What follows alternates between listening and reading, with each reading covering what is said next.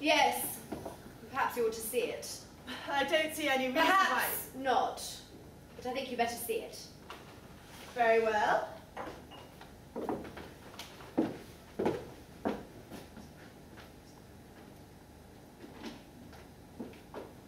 You recognize it? No. She may have changed, of course. Faces and figures often do alter as one ages. But I can't imagine she's changed so much. I don't understand what you mean, Inspector. You choose not to, Mrs. Burnham. I meant what I said. You are lying to me. I beg your pardon. Look here, Inspector, you'll apologise at once. For what? For doing my duty? No, for being so damn offensive.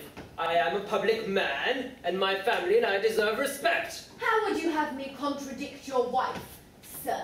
And don't public men have responsibilities? Possibly, but you didn't come here to talk to me about my duties. So let's hope not. Oh, what does that mean, Sheila? That means there's no point for putting on airs and graces now, and if we've any sense, we won't try. Father threw out the girl because she asked for more money. I got her fired because I was jealous. Gerald took her on as his mistress and dropped her whenever it suited him. And now you're pretending that you don't recognize this picture. And to be honest, I don't know why you should, but I know from the way that you looked at it that you did. And if you're not telling the truth, I don't know why the inspector should apologize. Oh, Gerald must have come back.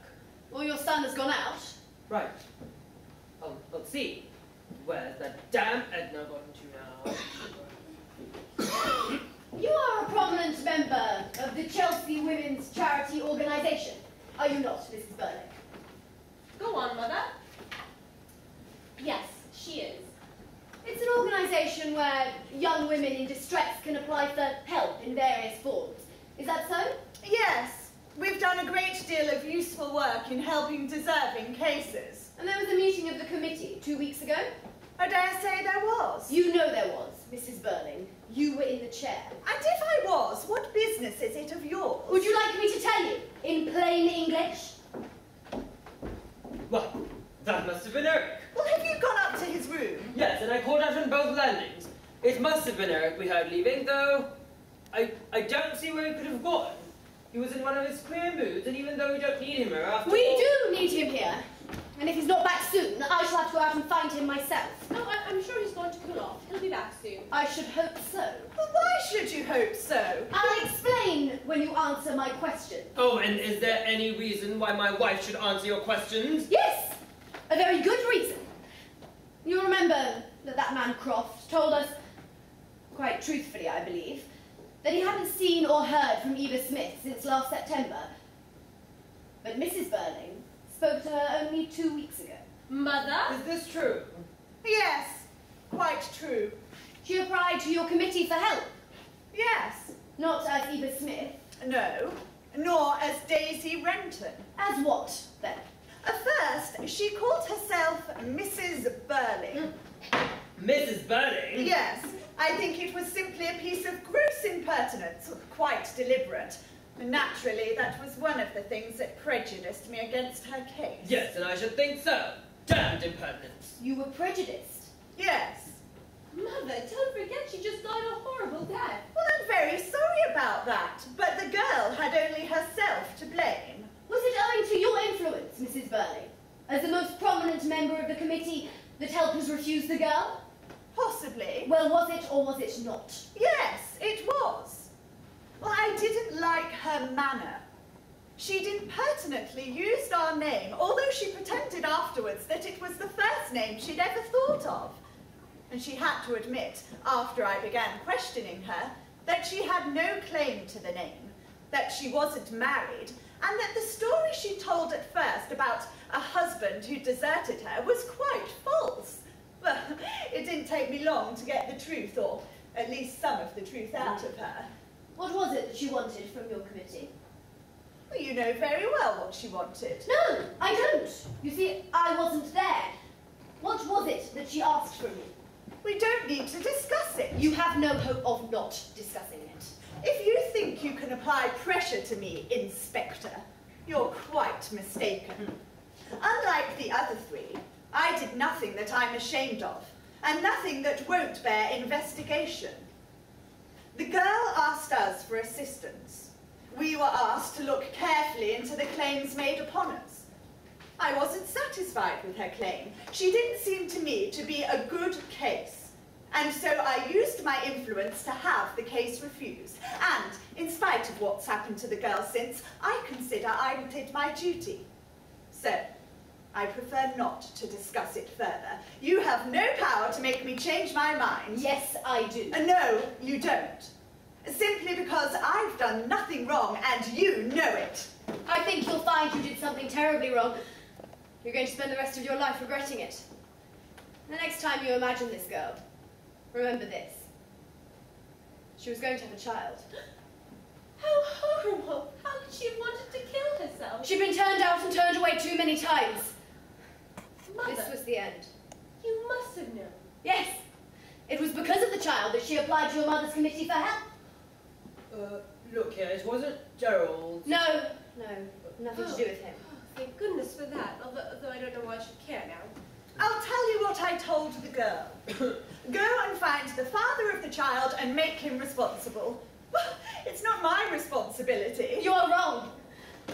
She came to you for help when no woman could have needed it more. And not only did you refuse that help, but you saw to it that others refused her too, just because you could, because you felt insulted.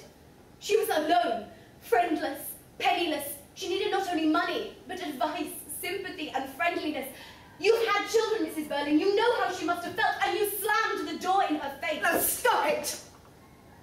Now please remember, Inspector, before you start accusing me of anything, that it was not I who turned her out of her employment, which probably started this all. I was justified. The girl started off by telling me a pack of lies. Afterwards, when I finally got at the truth, I discovered she knew who the father was. And so I told her that it was her business to make him responsible. Well, if he refused to marry her, and in my opinion he should be compelled to, then he must at least support her. And she replied with a load of nonsense, which finally made me lose patience with her. Well, she was giving herself airs, giving herself scruples and ideals and fine feelings that were just absurd for a girl in her position. Her position is that she now lies burnt out on a slab. Burnt out on a slab? Don't stammer and yell at me, man! I am losing all patience with you people! What else did she say? She said that the father was a youngster, wild and silly and drinking too much. Well, there was no question of marrying him. It would be wrong. He had given her money, but she didn't want to take any more money from him. Why? Oh, for some ridiculous reason. I didn't believe a word of it. I didn't ask if you believed it. Why did she refuse the money?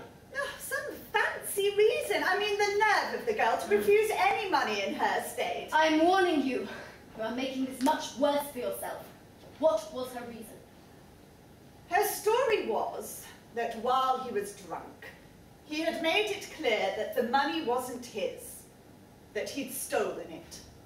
And she came to you because she didn't want to accept stolen money. Yes, and I tell you, I had no more reason to believe this story than any other falsehood she told me. And so I was perfectly justified in advising the committee against the case. If you'd like to know who's to blame, I considered the girl herself, firstly. Secondly, I blame the young man who was the father of the child she was going to have. Well, if she was telling the truth and he was some drunken young idler, then that's all the more reason why he shouldn't escape. Well, he should be made an example of, and if the girl's death is due to anyone, it's him. Well, he's entirely to blame, because if not for him, then the girl would never have come to us. So he's the main culprit, anyhow. Oh, certainly. He ought to be dealt with in the most severe manner possible. Mother, stop! Oh, be quiet, child.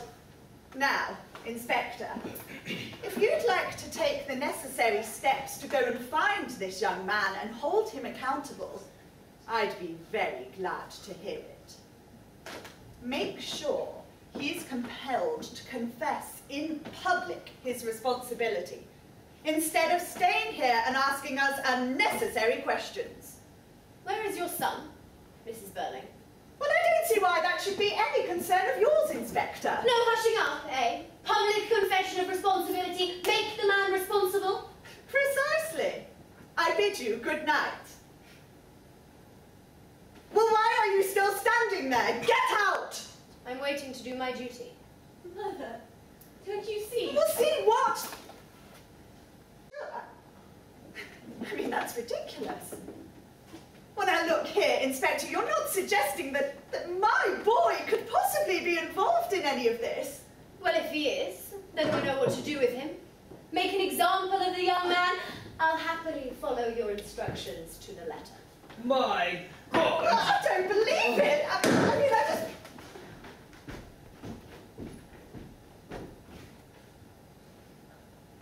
You know, Yes. I can't believe it. I mean, there must be some mistake. They got you back, Eric. Mother's been blaming the man who got this girl pregnant, saying he shouldn't escape. Oh, that's enough, Sheila. you really didn't make it easy for me, did you, Mother? I didn't know it was you. I mean, I never dreamt you're not the type. Eric, you don't get drunk. Yes, he does. You told her, you little snake. Sheila, I don't understand you, girl. If you had any Mr. sense of Burley. loyalty... I'll let you repair your stellar family relationships when I'm gone. But for now, I must hear what your son has to tell me. And I'd appreciate it if we could get on without any more interruptions. Could I have a drink first? No! Yes! Look at him. I know that he's your son, that this is your house, but look at him. He needs a drink to get him through. Eric, when did you first meet the girl?